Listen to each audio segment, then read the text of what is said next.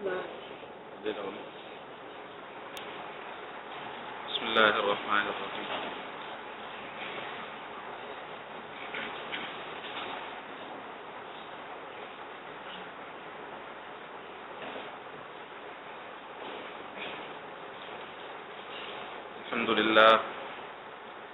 الحمد لله نحمده ونستعينه ونستغفره ونؤمن به ونتوكل عليه ونعوذ بالله من شرور أنفسنا ومن سيئات أعمالنا من يهده الله فلا مضل له ومن يضلله فلا هادي له ونشهد أن لا إله إلا الله وحده لا شريك له ونشهد أن سيدنا وسندنا ونبينا ومولانا محمدا عبده ورسوله صلى الله عليه وعلى آله وصحبه وأمته وسلم تسليما كثيرا كثيرا. أما بعد فأعوذ بالله من الشيطان الرجيم. بسم الله الرحمن الرحيم. يا أيها الذين آمنوا كتب عليكم الصيام كما كتب على الذين من قبلكم لعلكم تتقون. صدق الله العظیم. میرے محترم بزرگ اور دوستو، رمضان المبارک کا بابرکت مہینہ شروع ہونے میں کچھ ہی دن باقی رہ گئے ہیں. ہفتہ 10 دن بعد اس عظیم مہینے کا آغاز ہونے والا ہے. اس کی برکات، اس کے فضائل، اس کی اہمیت سے وہ کون سا مسلمان ہوگا کہ جو اس عظیم مہینے کی عظمت سے واقف نہ ہو.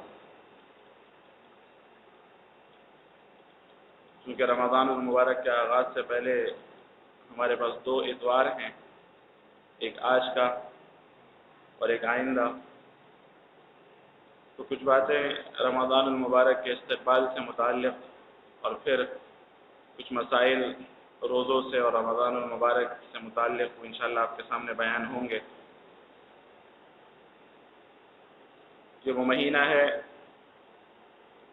جس کی تیاری، جس کا شوق حضور اکرم صلی اللہ علیہ وسلم کا انتظار اس مہینے کا وہ آپ علیہ السلام کی اس دعا سے پتہ چلتا ہے کہ جو آپ کے سامنے پہلے ذکر کی تھی کہ جب رجب کا چاند نظر آتا اور گویا کہ وہ چاند نوید ہوتی اس بات کی کہ اب 2 مہینے کے بعد رمضان کا مہینہ شروع ہونے والا ہے، تو حضور اکرم صلی اللہ علیہ وسلم اس دعا کا اہتمام شروع کر دیتے: اللہم بارک لنا فی رجب و شعبان وبلغنا رمضان.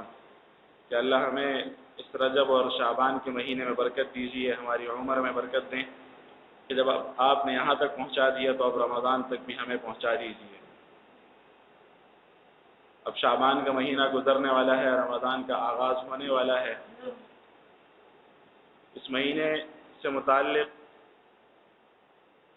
2 اعمال تو ایسے ہیں جن سے ہر کوئی واقف ہے اور ہر ایک مسلمان تقریباً اس کا اہتمام کرتا بھی ہے. رمضان المبارک کے دن کے اندر روزے رکھنے کا اہتمام اور رمضان کی راتوں میں تراویح کا اہتمام، یہ تقریباً ہر ہی مسلمان اس کی کوشش کرتا ہے. آپ کا بھی مشاہدہ ہے کہ رمضان کے اندر ہماری مساجد آباد ہو جاتی ہیں. وہ لوگ بھی رمضان کے اندر مساجد کا رخ کر لیتے ہیں کہ جو سارا سال نظر نہیں آتے. تو یہ رمضان کی خصوصی برکات ہیں. لیکن اس وقت آپ کے سامنے نہ روزوں سے متعلق کچھ عرض کرنا ہے، نہ رمضان کی تراویح سے متعلق. اس وقت مقصود کچھ اور ہے کہ خالق کائنات نے جو اس انسانیت کو تشکیل دیا، انسانوں کو وجود بخشا، اس کا کوئی مقصد ہے. کسی مقصد کے تحت اور ایک منشور دے کر انسان کو اس دنیا میں اللہ رب العزت نے بھیجا ہے. چونکہ رمضان کے اندر انسان اپنے اس مقصد پر کسی حد تک آ جاتا ہے، اس لیے اس اہتمام کی ضرورت ہے کہ وہ مقصد جس کے لیے ہمیں پیدا کیا گیا، اس دنیا کے اندر ہمیں وجود دیا گیا، ہماری ساری زندگی اسی مقصد پر رہے. ہماری زندگی کا محور و مرکز، ہماری ہر بھاگ دوڑ کی انتہا اور ہماری ہر حرکت اور ہر سوچ کی منتہا جو ہو وہ اس مقصد تک منتج ہوتی ہو۔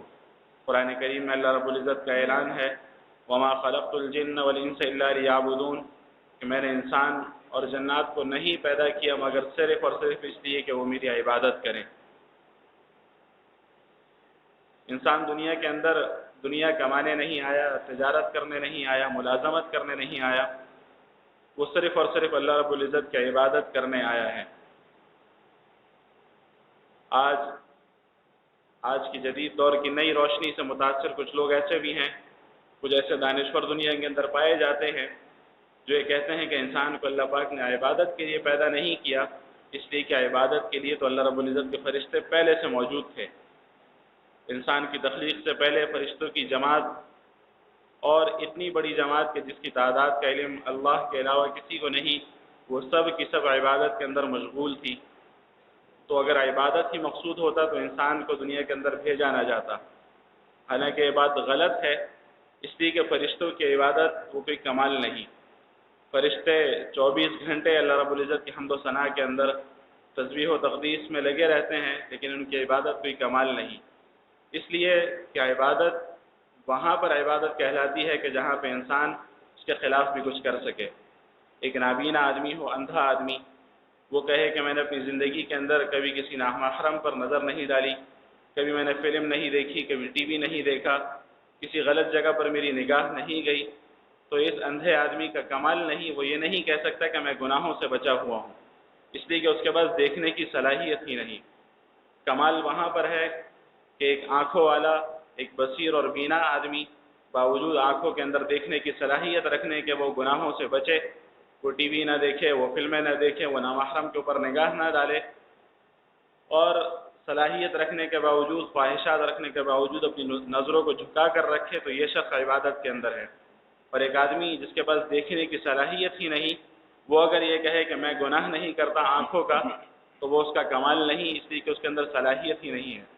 تو یہی مثال فرشتوں کی ہے کہ فرشتے 24 گھنٹے عبادت کے اندر لگے ہوئے ہیں، لیکن وہ عبادت کے اندر اس لیے لگے ہیں کہ وہ عبادت کے خلاف کر ہی نہیں سکتے۔ اللہ رب العزت نے ان کی تخلیق ہی ایسی نہیں کی کہ ان کے دلوں کے اندر، ان کے خیال کے اندر کوئی گناہ کا وسوسہ تک آئے۔ جب ان کے اندر گناہ کا خیال تک نہیں پیدا ہو سکتا تو وہ گناہ کیا کریں گے؟ گناہ کے اقدام تو بہت دور کی بات ہے۔ کمال یہاں پر ہے کہ انسان کو اللہ رب العزت نے دونوں چیزوں کی صلاحیت دی ہو، یہ سیدھا راستہ ہے اور یہ غلط راستہ ہے، اور انسان کو اختیار دیا جائے دونوں راستوں پر چلنے کا، اس کے بعد وہ غلط راستے کو چھوڑ کر سیدھے راستے پر چلے، تو یہ کمال ہے۔ تو انسان کو اللہ رب العزت نے دنیا کے اندر صرف اور صرف اس لیے بھیجا، عبادت کی نیت سے بھیجا کہ آدمی، یہ میری مخلوق، یہ دن رات میری عبادت کرتا رہے۔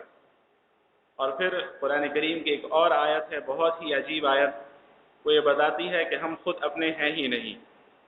اللہ رب العزت کا اعلان ہے ان اللہ اشترى من المؤمنین انفسهم واموالهم بان لهم الجنہ، کہ سن لو، کان کھود کے سن لو، بہت غور سے سنو کہ تمہیں اللہ پاک نے خرید لیا ہے۔ ان اللہ اشترى من المؤمنین انفسهم، کہ جتنے بھی مؤمنین ہیں ان کو اللہ رب العزت نے خرید لیا ہے، ہم بک چکے ہیں۔ اور ہمارا خریدار کون ہے؟ ہمارا خریدار اللہ رب العزت کی ذات ہے۔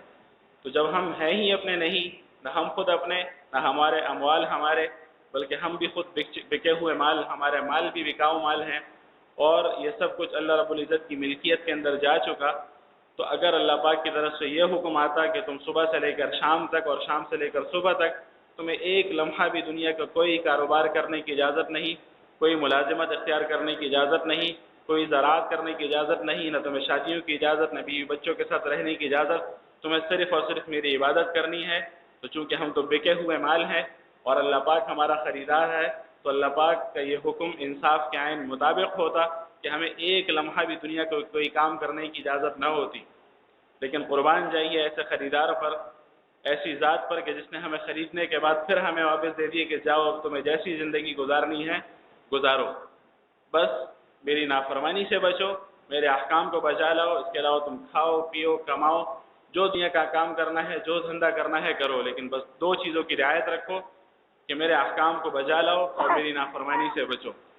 اور در حقیقت عبادت انہی دو چیزوں کا نام ہے کہ آدمی کرنے کے کام بھی کرے اور جن کاموں سے بچنے کا حکم دیا ہے، جو نہ کرنے کے کام ہیں ان کا بھی اہتمام کرے کہ ان کو نہ کرے۔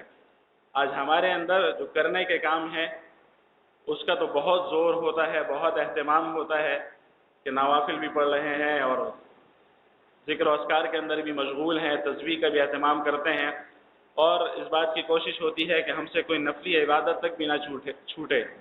فرائض کا اہتمام تو خود کریں گے ہی، لیکن نفلی عبادات کا بھی ہم اہتمام کرتے ہیں۔ لیکن جو عبادت کا دوسرا پہلو ہے کہ جو در حقیقت اصل پہلو ہے کہ آدمی نہ کرنے والوں کاموں کا اہتمام کرے، کہ جن کاموں سے بچنے کا حکم دیا ہے اللہ رب العزت نے، ان کاموں سے اپنے آپ کو بچائے، تو در حقیقت یہی انسان واقعی مومن کہلانے کے لائق ہے۔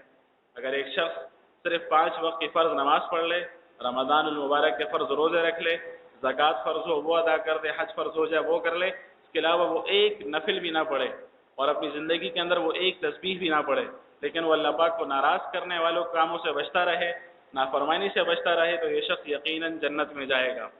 لیکن ایک آدمی وہ ہمیشہ ہر دم نیکیوں کے اندر، عبادات کے اندر مشغول رہے لیکن نافرمانیوں سے نہ بچے، تو اس شخص کی کامیابی یقینی نہیں۔ تو اب رمضان المبارک کا مہینہ قریب آ رہا ہے، اس کے اندر ہماری عبادات کے اندر زور پیدا ہو جاتا ہے، روزوں کا بھی اہتمام عموماً لوگ کرتے ہیں، تراویح کے اندر بھی ایک مجمع ہوتا ہے کہ جو تراویح کا اہتمام کرتا ہے، اور اس کے علاوہ دیگر بھی عبادات کا اہتمام ہم لوگ کرتے ہیں، لیکن اصل چیز جس کا اہتمام بہت ضروری ہے وہ گناہوں سے بچنے کا اہتمام ہے۔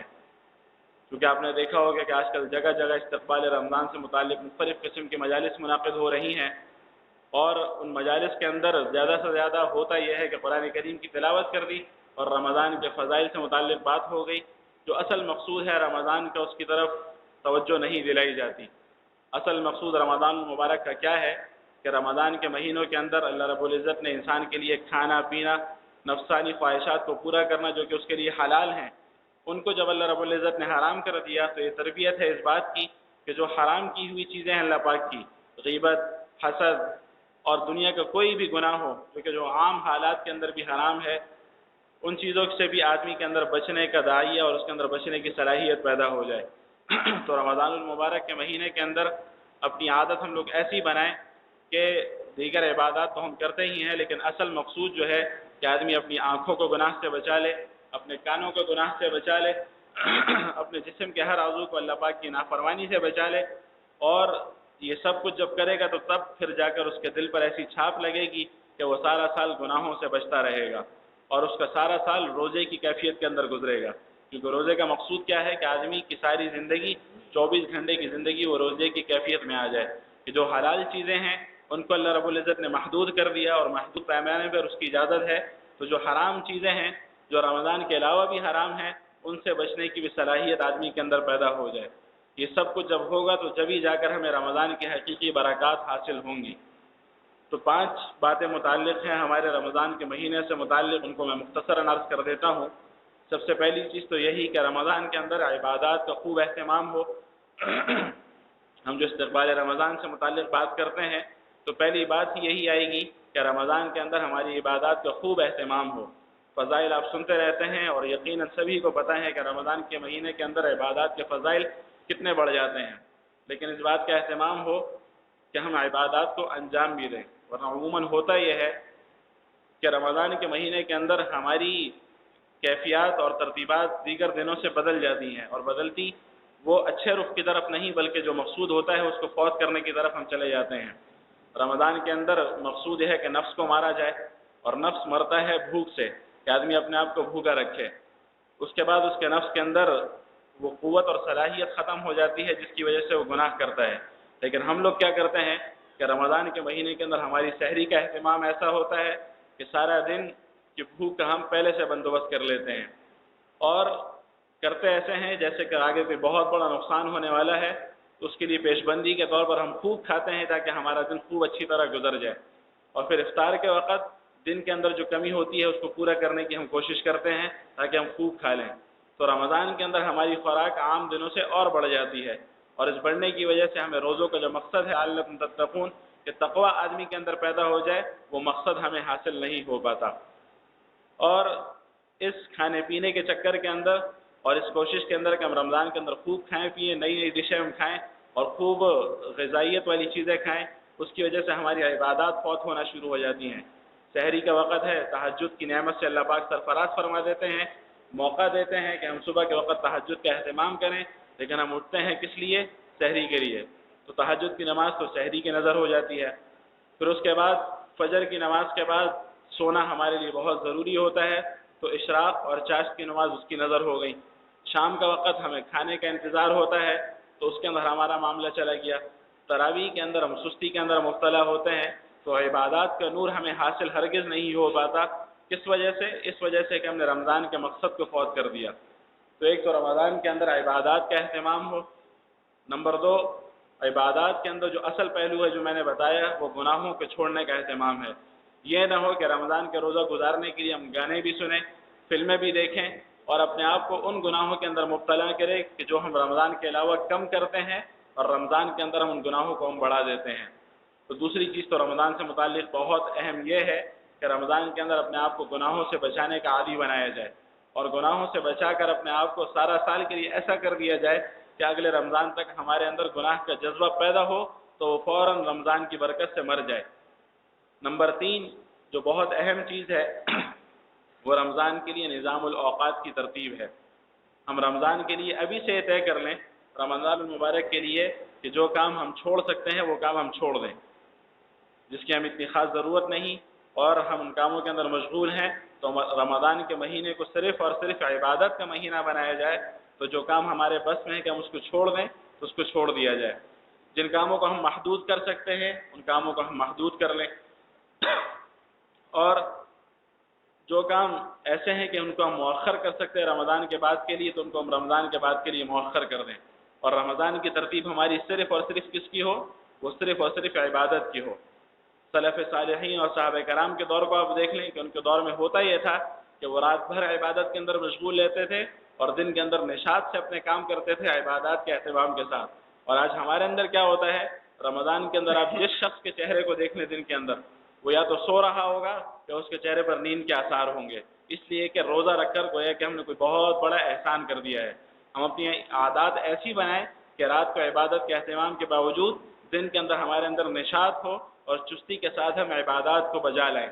اگر ہمارے دفتر کا وقت صبح 9 سے لے کر شام 5 بجے تک کا ہے تو ہم صبح 9 بجے تک کا وقت وہ سونے میں نہ گزاریں، بلکہ کوشش یہ ہو کہ وہ وقت ہمارا تلاوت قرآن کریم کے اندر، نوافل کے اندر، ذکر و اذکار کے اندر گزرے، تاکہ ہمیں رمضان کا صحیح نور حاصل ہو جائے۔ تو یہ بہت ضروری چیز ہے کہ رمضان کے لیے نظام الاوقات مرتب کیا جائے اور پہلے سے اہتمام کیا جائے کہ ہم اپنے کاموں کی ترتیب ایسے بنائیں گے کہ ہم گناہوں سے بچتے رہیں اور خوب سے خوب ہم عبادات کا اہتمام کریں۔ اس کے بعد سب سے زیادہ بنیادی چیز جو کہ ہمارے روزوں کے لیے وہ تباہ کن باعث ہوتی ہے اور ذریعہ بنتی ہے، وہ کیا ہے؟ رمضان کے اندر آپ نے دیکھا ہوگا کہ آدمی کے مزاج کے اندر سختی آ جاتی ہے، بات بات پر غصہ آنے لگتا ہے۔ حضور اکرم صلی اللہ علیہ وسلم نے فرمایا کہ رمضان یا آپس میں مواسات کا، ہمدردی کا، غمگساری کا مہینہ ہے، تو آدمی جب پیٹ خالی ہو تو اس کو غصہ تو آئے گا اور ہر ایک کی بات اس کو بری لگے گی، لیکن یہ غصہ اتنی خطرناک چیز ہے کہ حضور اکرم صلی اللہ علیہ وسلم نے فرمایا کہ غصہ ایمان کو ایسے خراب کرتا ہے جیسے کہ ایلوا شہد کو۔ ایلوا ایک جڑی بوٹی ہے جو کہ انتہائی کڑوی اور بدبودار قسم کی ہوتی ہے، وہ اگر شہد میں ڈال دی جائے تو جس طرح شہد اس سے برباد ہو جاتا ہے تو اس طرح غصے سے بھی آدمی کا ایمان ایسے ہی برباد ہوتا ہے۔ تو اپنے غصے کو قابو میں رکھنے کی کوشش کریں۔ یہ کچھ باتیں تھیں رمضان کے استقبال سے متعلق، رمضان کے اندر ہمیں کن چیزوں کا اہتمام کرنا ہے، اور سب سے بنیادی چیز جو کہ ہر لمحہ ہمارے لیے ضرورت ہے وہ گناہوں سے بچنا ہے۔ آج جو ہمارے اوپر مختلف قسم کی آفتیں آ رہی ہیں آسمانی اور زمینی، اس کا سب سے بنیادی سبب کیا ہے؟ وہ ہمارے گناہ ہے۔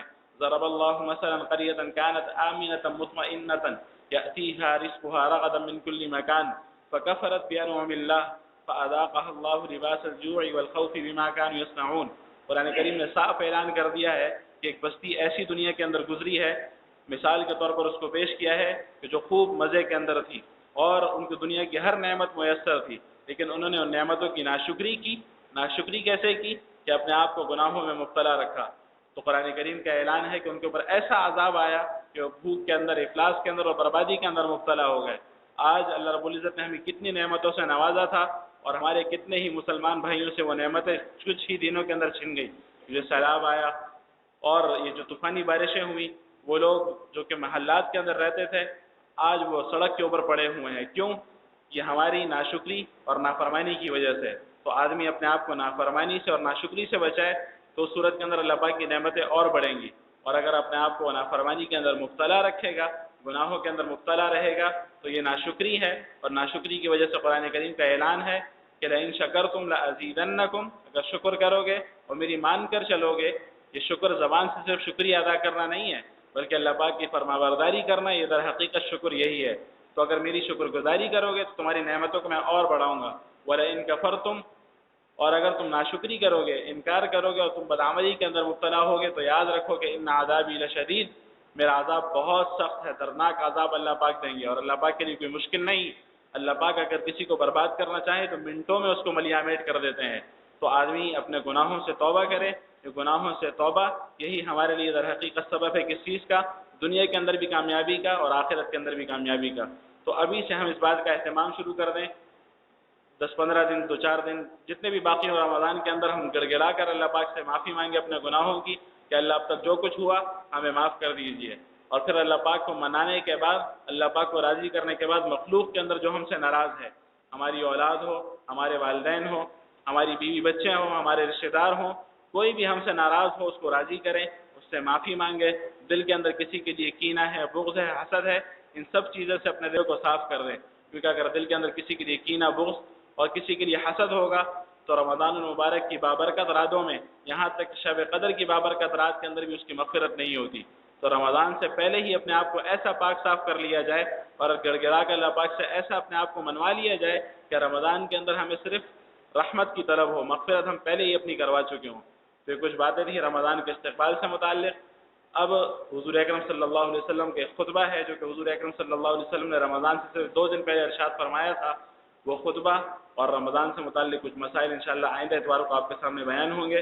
لیکن اس بات کا اہتمام ابھی سے ہم شروع کر دیں کہ اب تک جتنے گناہ ہم سے جتنے بھی ہو چکے ہیں، جب سے ہمارا وجود اور شعور بیدار ہوا ہے، اس وقت سے لے کر اب تک ہم نے اللہ پاک کو جس شکل میں بھی ناراض کیا، اپنے تصور کے اندر ان گناہوں کو لائیں اور گڑ گڑا کر اللہ پاک سے معافی مانگے کہ اللہ اب تک جو کچھ ہوا مجھے معاف کر دیں. اور اللہ پاک کو راضی کرنے کے بعد مخلوق کے اندر جو بھی ہم سے ناراض ہو اس کو ہم راضی کریں. اللہ پاک ہمیں عمل کی توفیق عطا فرمائے. سبحان اللہ وبحمدہ، سبحانک اللہم وبحمدک، نشہد ان لا الہ الا انت، نستغفرک ونتوب الیک. اللهم ربنا آتنا في الدنيا حسنة وفي الآخرة حسنة وقنا عذاب النار. یا اللہ ہم سے راضی ہو جائیے، یا اللہ ایسے راضی ہوں کہ پھر کبھی ناراض نہ ہو. اللہ یا اللہ اپنے حکموں پر چلنے والا بنا دیجیے. حضور اکرم محمد مصطفیٰ صلی اللہ علیہ وسلم کامل اتباع اور پیروی نصیب فرما دیجیے. آپ علیہ الصلوۃ والسلام کے ہر سنت پر عمل کرنے والا، ہر عمل پر مر مٹنے والا بنا دیجیے. یا اللہ ایمان پر خاتمہ فرما دیجیے. یا اللہ ساری زندگی کلمہ طیبہ لا الہ الا اللہ محمد الرسول اللہ کے تقاضوں کے مطابق زندگی گزارنے والا بنا دیجیے. یا اللہ اسی کلمے پر سلامتی کے ساتھ ایمان والی موت، شہادت والی موت عطا فرما دیجیے. یا اللہ ہمارے گناہوں کو معاف فرما دیجیے. یا اللہ ہر طرح کی زمینی اور آسمانی آفات سے ہماری حفاظت فرما دیجیے. یا اللہ ہمارے جو مسلمان بھائی جس پریشانی کے اندر بھی مبتلا ہیں، یا اللہ ان کے ان سیلابوں کے اندر، بارشوں کے اندر جو بھی نقصان ہوا ہے، یا اللہ غیب سے ان کی تلافی فرما دیجیے. یا اللہ ان کو نقصان کو اپنے فضل سے پورا فرما دیجیے. یا اللہ آئندہ کے لیے ہر طرح کے آفات اور بلیات سے حفاظت فرما دیجیے. یا اللہ ہم سے راضی ہو جائیے. یا اللہ اپنے رضامندی کا پروانہ نصیب فرما دیجیے. یا اللہ اپنے حکموں پر چلنے والا بنا دیجیے. یا اللہ حضور اکرم صلی اللہ علیہ وسلم کی جو سنتیں ہم نے چھوڑ رکھی ہیں، یا اللہ ان کو زندہ کرنے کی توفیق عطا فرما دیجیے. یا اللہ ہمیں دوسروں کے لیے اسوہ حسنہ بنا دیجیے. یا اللہ خود ہماری زندگی کو اپنی بارگاہ میں قبول فرما دیجیے. یا اللہ سے وہ تمام بھلائیاں مانگتے ہیں جو حضور اکرم صلی اللہ علیہ وسلم نے مانگی. ان تمام شرور سے پناہ چاہتے ہیں جس سے حضور اکرم صلی اللہ علیہ وسلم نے پناہ مانگی. صلی اللہ علی النبی الکریم وعلی آلہ وصحبہ وامتہ اجمعین. آمین برحمتک یا ارحم الراحمین.